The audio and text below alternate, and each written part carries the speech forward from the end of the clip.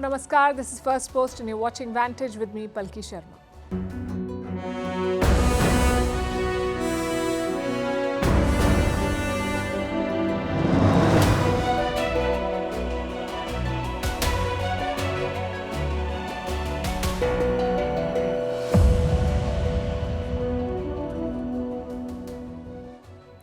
Today, Pakistan voted and the rest of the world wondered why.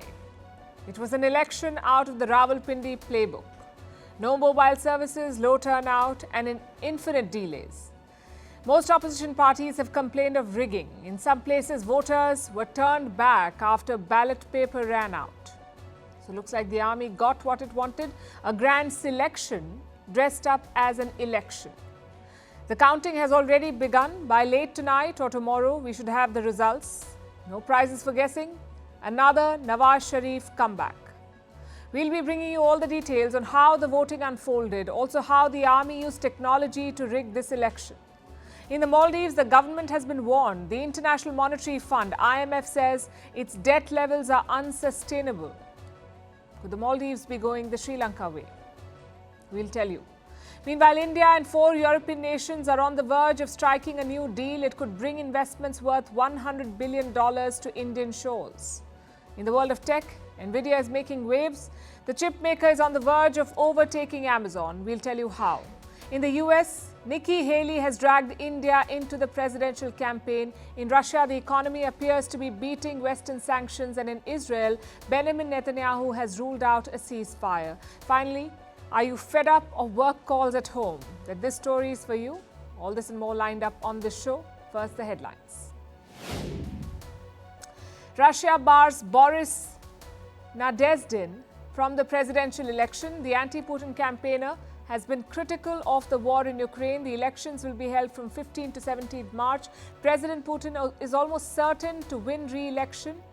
He has been in power in Russia either as prime minister or president for more than 2 decades.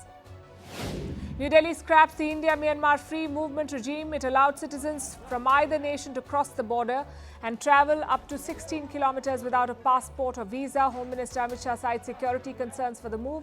India has also decided to fence the entire border with Myanmar. And staying with India, farmer protests in Noida in Uttar Pradesh. Massive traffic jams on the Delhi-Noida border. Police stopped the farmers from marching to parliament. They're demanding better compensation for the land they've sold. Zimbabwe abolishes the death penalty. Its last execution was almost 2 decades ago. The death penalty was introduced in the country by its British colonizers. The president himself is a former death row inmate. He was imprisoned during the struggle for independence. After Meta, now Tik Tok is suing the European Union. They're challenging an EU fee to enforce a content moderation law. Last year, Tik Tok said it had around 125 million monthly active users in the European Union. The EU is also facing legal challenges from online retailers like Amazon.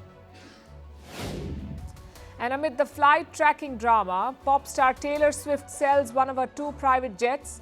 Just days ago, she had sent a legal notice to a college student for tracking her planes. In 2022, Swift topped the list of celebrities with the highest carbon emissions.